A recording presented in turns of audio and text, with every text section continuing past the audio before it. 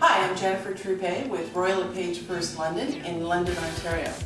I'm here at one of my new listings and I want to talk to you about space savers and storage space. What this client has done is they've taken their bay window and built in storage cubbies underneath the window, which is a great space saver because now what they can do, as well as storage, they can put nice cushions on top, have it as an overflow seating area, or dress it up a little bit with paint or whatever and have it as a really nice decorative piece.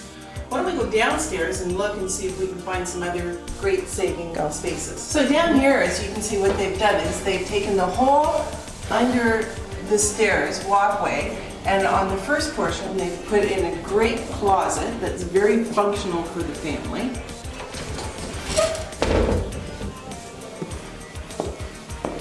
Over here they've got the stackable washer and dryer, and then further on they've got the bathroom. So as you can see, these homeowners have utilized otherwise unusable space.